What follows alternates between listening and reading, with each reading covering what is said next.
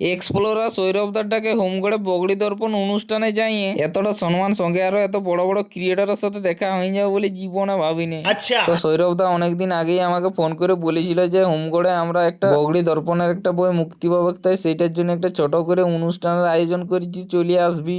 তাই বেশি দেরি না করে 1/4/2024 দুপুরবেলা জুত করে চানটা করে নিয়ে ড্রেস করে নিয়ে আমি জয়া সৌরভ মোটরসাইকেলে চাপে চলে গেলাম সোজা হোমগড়ে গীতাঞ্জলি ভবনে অনুষ্ঠানটা হচ্ছে, তাই ভিতর দিকে এসে দেখছি না, আমার মনে হচ্ছে আসতে একটু দেরি হয়ে গেল, তাই অনুষ্ঠান গিলা অর্ধেকের বেশি পুরাই গেছে। তারপরে কিছুক্ষণ এখানে দাঁড়ায় অনুষ্ঠান দেখতে এলাম না, এদিকে দেখো আমাদের লোকালের সব ক্রিয়েটর গিলাকে ইনভাইট করেছিল, তাই সবাই এসেছে।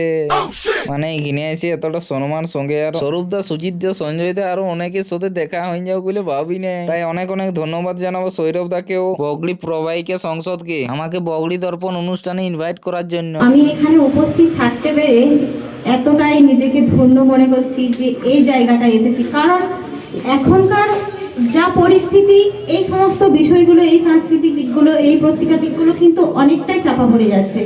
মানুষ এইটাকে নিয়ে ভাবনার মানে এই যে আমি এর আগে কলকাতাতে অনেক সাহিত্য সম্মেলনে গেছি, কারণ আমাদের এখানে আমি আজ এই প্রথম ডাক পেলাম, মানে আমি ভাবতেই পারিনি এটা মানে শুরু হয়েছে। তো আরো এগিয়ে যাওয়ার চেষ্টা করবো আমরা সবাই মিলে, মানে আমরা যারা এখন এত অন্যভাবে কাজ করছি এইটাকেও যাতে আমরা তুলে ধরতে পারি, আরো এগিয়ে নিয়ে যেতে পারি, এই সুন্দর অনুষ্ঠানটি মানে যাতে আরো প্রতি বছর আরো দীর্ঘায়িত হোক, মানে আরো বড়, আরো অনেক জনের সম্মেলন হোক, সেটা চাইবো।